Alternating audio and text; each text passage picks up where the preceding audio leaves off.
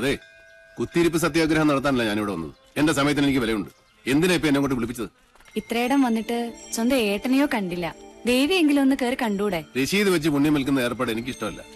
ഏട്ടൻ എന്തെങ്കിലും പറഞ്ഞിട്ടുണ്ടെങ്കിൽ അത് പറഞ്ഞോളൂ, എനിക്ക് പോണം. മുച്ചൂട് നശിച്ച് ഇല്ലങ്ങൾ വാങ്ങി തിരിച്ചും മറിച്ചും കച്ചവടം ചെയ്തെന്ന് പറയാൻ പറഞ്ഞു. ഈ ജാതകത്തിന് ഭൂമി കച്ചവടം ശരിയാവില്ലാത്രേ. ഞാൻ തിരിച്ചുമറിച്ച് ഇല്ലങ്ങളും പറമ്പുകളും വിറ്റ് കിട്ടുന്ന കാശുകൊണ്ടാ പട്ടാഴിയിലെ പത്തായപ്പുരം നിറഞ്ഞു കിടക്കുന്നതും അവിടുത്തെ ദാസ്യ പരമ്പരയെ മുഴുവൻ ഇക്കാലം അത്രയും തീറ്റിപ്പോറ്റിയതും. അതൊന്നും ആർക്കും അറിയണ്ടല്ലോ. നെറ്റി പേർക്കുന്ന കാശുകൊണ്ട് അന്നം തേടുക, അതാ എന്റെ പോളിസി. അന്നം തന്നെ ഉന്നം, അതിനുവേണ്ടി എന്തും ചെയ്യും. കേട്ടില്ലേ? ഈശ്വരൻ നിൽക്കാത്തതേ പറയൂ, പ്രവർത്തിക്കൂ. അകത്തിരിക്കുന്ന ആളോട് അനിയന് വേണ്ടി മനസ്സോടൊന്ന് പ്രാർത്ഥിക്കാൻ പറയാ. അമ്മേ നാരായണ.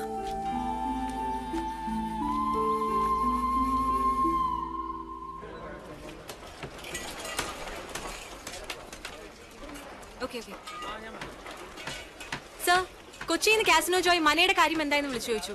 ഏത് മന? നെല്ലൂർ മന. നമസ്കാരം സാറേ, ഇത് ഞാനാ ഉണ്ണി സാറ്. എന്നോട് ക്ഷമിക്കണം, നിങ്ങൾ പറഞ്ഞ സമയത്ത് എനിക്ക് അവിടെ എത്തിപ്പെടാൻ പറ്റിയില്ല. കഴിഞ്ഞ ആഴ്ച മുഴുവൻ അട്ടപ്പാടിയിലായിരുന്നേ. ഒരു ഇഞ്ചിത്തോട്ടത്തിന്റെ കച്ചവടം ഉണ്ടായിരുന്നു. എന്റെ ആക്രാന്തം കൊണ്ടാവും കാര്യം അങ്ങോട്ട് നടന്നില്ല. അഖിലാണ്ട കോടി ബ്രഹ്മാണ്ട നായകനാണ് സത്യം. നിങ്ങളാ മന വാങ്ങിച്ചില്ലെങ്കിൽ എന്റെ കുടുംബം കഷ്ടത്തിലാവൂട്ടോ. നീ ആരാ? ആര്? തൃപ്രയർപ്പനോ? അയ്യോ, എടപ്പാൾ ഗിരീശൻ, മൂന്നാമൻ ദല്ലാൽ. നീയൊക്കെ ആരാന്ന് നിന്റെയൊക്കെ വിചാരം? അയ്യോ, ഞാനൊരു പാവം. നെല്ലൂർ മനയിലെ ഏത് കാരണവരോടാണ് നിങ്ങൾ അത് വിൽക്കാൻ സമ്മതമായിച്ചത്? അത് പിന്നെ വെറുതെ എന്റെ റേഞ്ചിലൊക്കെ വരല്ലേ ഗിരീശ. ഞാൻ പരിധി വിട്ടാ നിന്റെയൊക്കെ സിഗ്നല് പോകും കേട്ടോ. മൂന്നാം മാ എവിടെ? നെല്ലൂർ മനയുടെ പ്രമാണം. എന്താ? പാമ്പോ? എവിടെ? അയ്യോ, അപ്പുറത്ത് മുറ്റത്ത് സർ. നിന്റെ ആദിശേഷാ. നായിന്റെ മോനെ, നിന്റെ തല എപ്പോഴേ പാമ്പിന്റെ വായി കേറി കഴിഞ്ഞിരിക്കുന്നു. കരിനീലിച്ച് കിടക്കാൻ സമയമായടാ നിനക്ക്.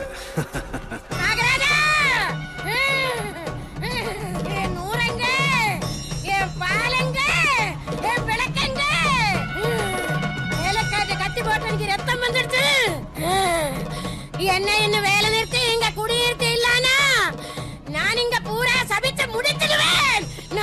நாகராஜா, ഏയ് ഒന്ന് മാറി. നാഗരാജാ, ഏയ് മാറി മാറി.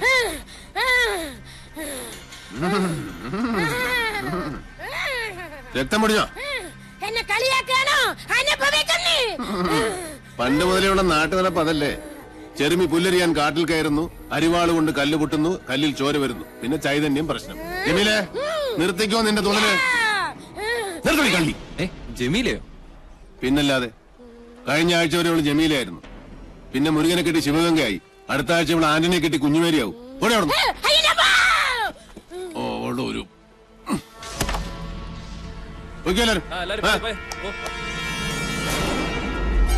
മാറുക, അങ്ങോട്ടൊന്ന് മാറുക.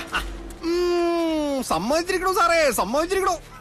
EMS-നും വീട്ടിക്കും ശേഷം നമ്പൂരി സമുദായത്തിൽ പറഞ്ഞ തീപ്പൊരിയാ നിങ്ങള്. സാറേ, കണ്ട കീഴ്ജാതിക്കാര് കയ്യേറണ മുമ്പ് ആ മന പട്ടാഴി മനയോട് ചേരണമെന്നാ ദേവപ്രമാണം. അത് നടന്നേ പറ്റൂട്ടോ. രേഖകൾ പ്രകാരം എവിടെയോ ഒരു അവകാശി ജീവിച്ചിട്ടുണ്ടെന്നാ. അയാളെ ഞാൻ കണ്ടുപിടിച്ച് കൊണ്ടും തരും. ഉറപ്പാ? ഉറപ്പ്.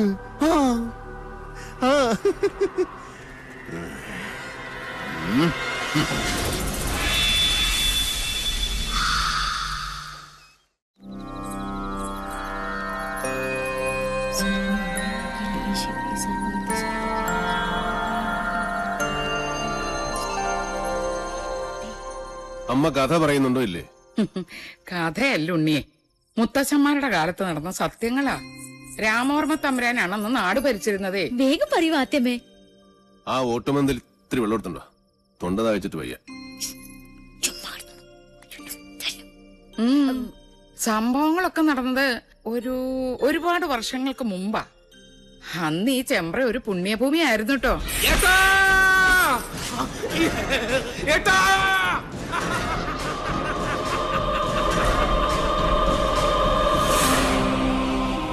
വേദവും മന്ത്രവും ഉരുക്കഴിക്കുന്ന പവിത്രഭൂമിയെ രണ്ടായി ഭാഗിച്ചൊഴുകുന്ന ചെമ്പ്രപ്പുഴ. പുഴയ്ക്കക്കരയും ഇക്കരയും രണ്ടില്ലങ്ങൾ. ഒന്ന് മണിയങ്കോട്ടില്ലവും മറ്റൊന്ന് നെല്ലൂർ മനയും. ശരിക്കു പറഞ്ഞാൽ അനേകം ശിഷ്യ പരമ്പരകളുള്ള 2 ഗുരുകുലങ്ങൾ. മണിയങ്കോട്ട് വലിയ നമ്പൂതിരിക്ക് മക്കൾ 6 5 ആണും 1 പെണ്ണും. പെൺകുട്ടിയുടെ പേര് സാവിത്രി. ഓ കണ്ടാലോ അപ്സര കന്യക. അച്ഛനെ പോലെ തന്നെ ജ്ഞാനിയായിരുന്നു സാവിത്രി. അഞ്ജനം കൊണ്ട് കണ്ണെഴുതി, കുങ്കുമം കൊണ്ട് പൊട്ടുകുത്തി, കസ്തൂരി കളഭങ്ങൾ ചാർത്തി പല്ലക്കിൽ എഴുന്നള്ളുന്ന മണിയങ്കോട്ട് സാവിത്രി വിദ്യാദേവിയുടെ മനുഷ്യാവതാരമെന്ന് ചെമ്പ്രക്കാരെല്ലാം ഒരുപോലെ വിശ്വസിച്ചു. ഒരു നവരാത്രി കാലം മഹാരാജാവ് ചെമ്പ്രയിലേക്ക് എഴുന്നള്ളി. ഗുരുകുല അന്തേവാസികൾക്കുള്ള വേദപരീക്ഷയുടെ കാലായിരുന്നു അത്. എന്നിട്ട് പോകുന്നുണ്ടോ നീ? പറയാത്തമ്മേ, എനിക്ക് കേക്കണം. 2 ഗുരുകുലവും അപ്പുറവും ഇപ്പുറവും നിന്ന് ചോദ്യങ്ങൾ, തർക്കങ്ങൾ, ബുദ്ധിയുടെ മാറ്റൊരയ്ക്കൽ. മണിയങ്കോട്ട് ഗുരുകുല ഒരടി മുന്നിൽ. ആരാ അവിടുത്തെ നായിക? സാവിത്രി. തവമാതാ പതിവ്രത. നിന്റെ അമ്മ പതിവ്രതയാണോ? അല്ല. സാവിത്രി, മാതാവിനെയാണ് നീ അപമാനിച്ചത്. ഞാൻ പറഞ്ഞതാണ് സത്യം. ഏതൊരു ബ്രാഹ്മണ സ്ത്രീയും വേലി കഴിഞ്ഞാൽ 4-ാം ദിവസമാണ് തന്റെ പുരുഷനെ പ്രാപിക്കുന്നത്, അല്ലേ? അതെ, അതിനെന്താ? ആദ്യ ദിവസം അവളെ ചന്ദ്രന് സമർപ്പിക്കുന്നതായി സങ്കല്പിക്കുന്നു. 2-ാം ദിവസം ഗന്ധർവന്, 3-ാം ദിവസം പ്രജാപതിയായ അഗ്നിക്ക്. അത് കഴിഞ്ഞ് 4-ാം ദിവസം മാത്രമേ താലി കെട്ടിയ മനുഷ്യന് അവളെ സ്പർശിക്കാൻ പോലും നിങ്ങൾ അനുവദിക്കൂ. അന്നല്ലേ സേകമുഹൂർത്തം. അതുകൊണ്ട് ഞാൻ പറയുന്നു, ഒരു ബ്രാഹ്മണ ഭാര്യയും പതിവ്രതയല്ല. ജ്ഞാനിയാണ് നീ. മണിയങ്കോടിന്റെ മാനം നീ കാത്തു. ഇവിടെ കൊണ്ട് മതിയാക്കാൻ നെല്ലൂരെ. വരട്ടെ, ഒരു ചോദ്യം കൂടി ബാക്കിയുണ്ട്. സാവിത്രിയെ പരാജയപ്പെടുത്തിയാൽ മണിയങ്കോട്ട് ഗുരുകുലം വീഴുന്ന് നെല്ലൂർ കാർന്നോര് നിരീക്ഷിച്ചു.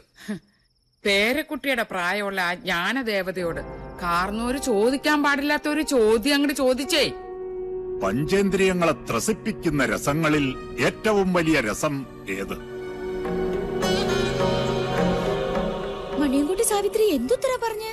പറഞ്ഞില്ലേ, ഉത്തരം കാർന്നോരുടെ മുമ്പിൽ ഓലയിൽ എഴുതി കാണിച്ചു സാവിത്രി. അതേമേ, സാവിത്രി എന്താ എഴുതിയത്?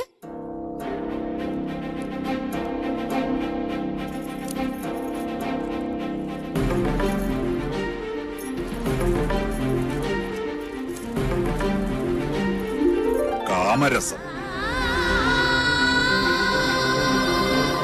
സ്വന്തം തലയിലെഴുത്ത സാവിത്രി തിരുത്തി എഴുതിയത്. പുരുഷനെ അറിയാത്ത കന്യക കാമരസം എന്നെഴുതിയാലുള്ള സ്ഥിതി എന്താ?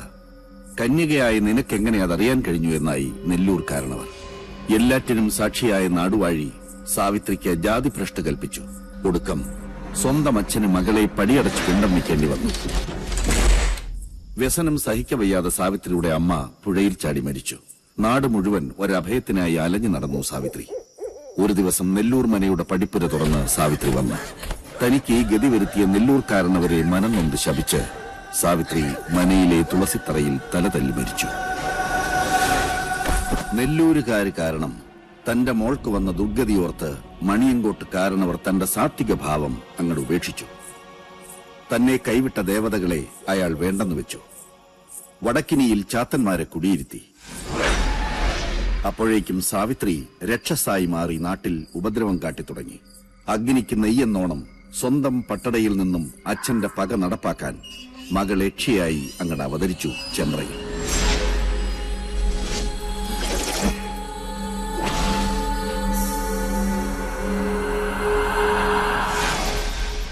സാവിത്രിയുടെ രക്തം വീണ തന്റെ മനയിൽ അനർത്ഥങ്ങൾ പ്രതീക്ഷിച്ച നെല്ലൂർ കാരണവർ ഉളിയന്നൂർ തച്ചനെ വരുത്തി പുതിയ ഒരു എട്ടുകെട്ട് പണിയിച്ചു. പാലുകാച്ചലും സദ്യയും. ചെമ്പ്രയിൽ ഒരു ഉത്സവത്തിന്റെ ആഘോഷമായിരുന്നു അന്ന്. പക്ഷെ ആ രാത്രി പകവീട്ടലിന്റെ രാത്രി കൂടിയായിരുന്നു. സന്ധ്യാജപത്തിനു വേണ്ടി കുളിക്കാനിറങ്ങിയ നെല്ലൂർ കാരണവരെ നേറിയക്ഷിയായി വന്ന സാവിത്രി അകപ്പകയുടെ കഴുത്തിൽ കോമ്പല് താഴ്ത്തി. പിറ്റേന്ന് ചെമ്പ്രപ്പുഴയിലാണ് കാരണവരുടെ ശവം പൊന്തിയത്. നെല്ലൂർ മനയിൽ അവശേഷിച്ചിരുന്നവരെല്ലാം ജീവനും കൊണ്ട് ചെമ്പ്ര വിട്ട് ഓടിപ്പോയി.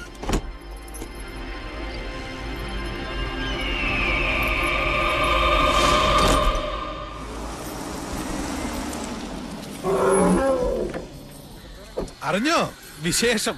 അവൻ തിരിച്ചു വരുന്നു. ആരാ കുട്ടിയെ? കുഞ്ഞുണ്ണി. ഒടുക്ക നെല്ലൂർ മന വാങ്ങാൻ തന്നെ അവൻ തീരുമാനിച്ചു. എന്തു വിലക്ക്? ചുളുവിലക്ക്. എന്താ നിനക്ക് വേണോ? അവനെ ഇപ്രാവശ്യം സാവിത്രി തന്നെ കൊന്നോളും. നമ്മളതിന് ബന്ധപ്പെടണ്ട. വേണ്ട പക്ഷേ അവനെ സാഹുത്രയിൽ വിട്ടുകൊടുക്കില്ല ഞാൻ. അവനെ എനിക്ക് തന്നെ വേണം. വാ, വന്ന് വണ്ടി കയറി, കുറച്ച് കാര്യങ്ങൾ തീരുമാനിക്കാനുണ്ട്.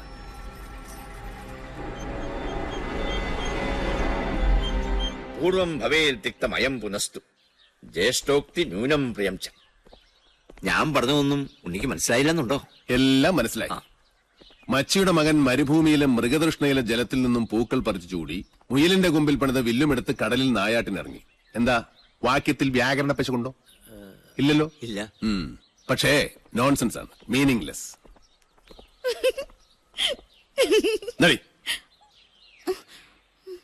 ഇതുപോലൊരു അർത്ഥമില്ലാത്ത ശ്ലോകമാണ് പിഷാരടി മാമ ഇപ്പൊ എന്നോട് ചൊല്ലിയത്. നെല്ലൂർ മന അരക്കില്ല വണത്തെ. സംശയം വേണ്ട, അത് സത്യാണ്. യക്ഷിക്കഥകൾ പറഞ്ഞ് നാട്ടുകാരെ നശിപ്പിച്ച ഒരുപാട് മനങ്ങൾ കുഞ്ഞുണ്ണി ചുളുവിൽ വാങ്ങിച്ചിട്ടുണ്ട്. അറിയാം. അവിടെയൊക്കെ സായിപ്പന്മാര് ഡോളറുകൾ തന്നു നല്ല ലാവിഷായിട്ട് താമസിക്കുന്നുണ്ട്. അതുപോലല്ല ഇത്. ഉണ്ണി അവിടേക്ക് പോകരുത്, പ്രത്യേകിച്ച് പട്ടാഴിന്നൊരാൾ. എന്താ പട്ടാഴിന്നൊരാൾ പോയാല് നെല്ലൂർ മന പിടിച്ച് വീഴുമോ? ഇതിനു മുമ്പ് ആരെങ്കിലും പട്ടാഴിയിൽ നിന്ന് നെല്ലൂർ മനയ്ക്ക് പോയിട്ടുണ്ടോ? എന്നോടൊന്നും ചോദിക്കരുത്. ചോദിക്കും. വാസ്തുവാചാര്യൻ പട്ടാഴി ശങ്കരൻ നമ്പൂതിരിപ്പാട് എങ്ങനെയാ മരിച്ചത്? ഇനിയിപ്പോ ഉണ്ണി അതൊന്നും അറിയണ്ട. അറിയണം എനിക്ക്. രാവും പകലും എന്റെ അച്ഛന്റെ കൂടെ നിഴൽ പോലെ നടന്നത് നിങ്ങളാ. പറയിപ്പിക്കുന്ന നിങ്ങളെ കൊണ്ട് ഞാൻ. പിഷാരടി, നടന്നതെല്ലാം അവൻ അറിയട്ടെ. വാങ്ങാൻ പോണ മനയുടെ മേന്മയും ചെമ്പ്രയിൽ നടന്ന മനുഷ്യക്കുരുതികളും. ചെമ്പ്രയിൽ പണ്ട് സംഭവിച്ചതെല്ലാം ഒരു കഥ പോലെ ഓർത്തു നടന്നു ചെമ്പ്രക്കാർ. കാലവും തലമുറകളും മാറി വന്നു. വർഷങ്ങൾക്ക് മുമ്പ് ഒരു ദിവസം പട്ടാഴി ഇല്ലത്തിന്റെ പടിപ്പുരയിൽ വന്ന് ഒരാൾ രക്ഷിക്കണേ എന്ന് കരഞ്ഞപേക്ഷിച്ചു. തലയ്ക്ക് മീതെ നിൽക്കണ ശാപത്തിന്ന് ഒളിച്ചോടിയ നെല്ലൂർ മനയുടെ ജീവിച്ചിരുന്ന ഏക അവകാശിയായ നെല്ലൂർ ഹരിനാരായണനായിരുന്നു ആ നിർഭാഗ്യവാൻ. വാസ്തുവാചാര്യനായ പട്ടാഴി ശങ്കരൻ നമ്പൂതിരിപ്പാടിന്റെ പാദങ്ങളിൽ വീണ് തലതല്ലിക്കരഞ്ഞു. തിരുമേനി വന്ന് നെല്ലൂർ മന ശുദ്ധിയാക്കി തരണമെന്ന് അപേക്ഷിച്ചു. പട്ടാഴി ശങ്കരൻ നമ്പൂതിരിപ്പാടിനെ കൊണ്ട് മാത്രമേ സാവിത്രിയെ തളയ്ക്കാൻ പറ്റൂന്ന് നെല്ലൂർ ഹരിനാരായണൻ അറിയാമായിരുന്നു. സഹായം ചോദിച്ച് കാലിൽ വീണവരെ ആട്ടി ഓടിച്ചിട്ടില്ല പട്ടാഴിയിലാരും. പട്ടാഴി തിരുമേനി നെല്ലൂർ മനയിലേക്ക് വരാമെന്ന് വാക്കുകൊടുത്തു. അന്ന് പട്ടാഴിയിലുള്ളവരെല്ലാം തടഞ്ഞിട്ട് നിൽക്കാൻ കൂട്ടാക്കിയില്ല ശങ്കരൻ നമ്പൂതിരിപ്പാട്. പുറപ്പെട്ടു. അനിയനെയും സഹായി പിഷാരടിയെയും കൂട്ടി ആ ശാപഭൂമിയിലേക്ക്, നെല്ലൂർ മനയിലേക്ക്.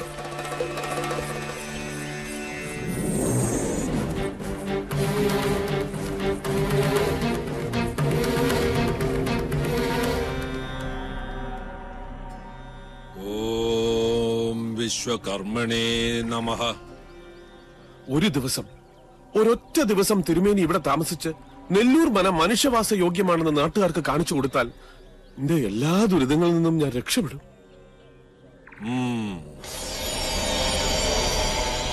പേർഷ്യന്ന് വന്ന മഠത്തിൽ അബ്ദുള്ള മന വാങ്ങാന്ന് പറഞ്ഞിട്ടുണ്ട്. ആ പണം കൊണ്ട് ഞാൻ എന്റെ കടങ്ങളൊക്കെ വീട്ടും. ഇവളുടെ മരിച്ചുപോയ അമ്മയുടെ ആഗ്രഹം പോലെ ഇവളെ ഞാൻ പഠിപ്പിക്കും, വലിയ നിലയിലാക്കും. പിഷാരടി, അടുക്കളയിൽ ഗംഗാജലം തെളിച്ച് അഗ്നി തെളിയിക്കുക. മണിയങ്കോട്ട സാവിത്രി അറിയട്ടെ നമ്മളിവിടെ എത്തിയെന്ന്.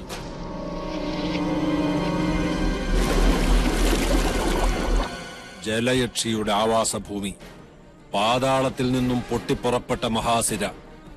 എവിടെയാ കുളം?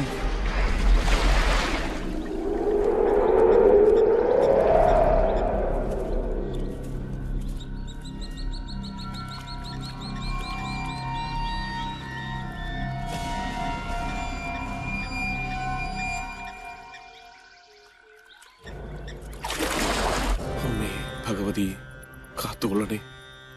തീ കത്തിച്ചോളുക. അയ്യോ തിരുമേനി!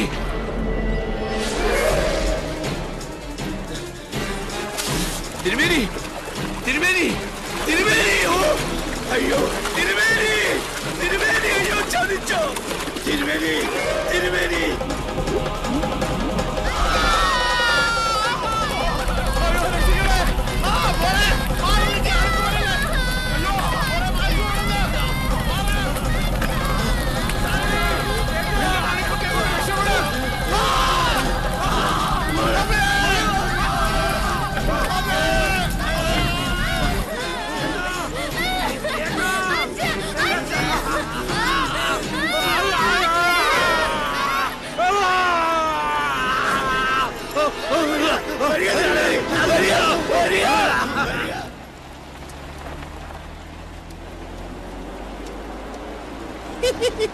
നിർത്ത ഒന്ന് ചവിട്ടുക.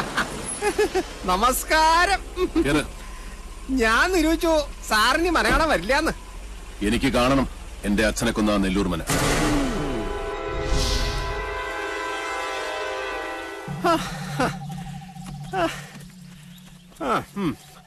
അംശം അംശയോട് ചേർന്ന പോലെ ഇത് സാറിന് വിധിച്ചാട്ടോ.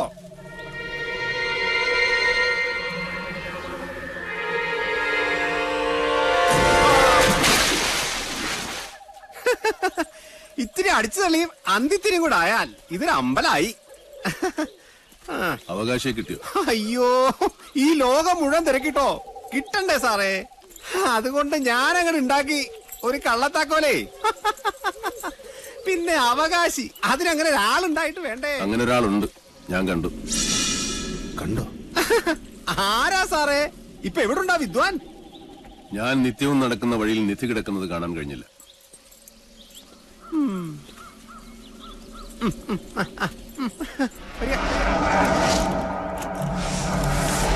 എവിടെയാ എന്റെ അച്ഛന്റെ ജീവനെടുത്ത ആ യക്ഷിക്കുളം? മണിയൻകോട്ട് സാവിത്രിയുടെ നീരാട്ടുപുര. അത് സാവിത്രി? അതൊക്കെ ഓരോ പഴംപുരാണങ്ങളാണേ. ആളുകളെ പറ്റിക്കാൻ ഓരോ പൂച്ചകള്. സാറ് വരിക.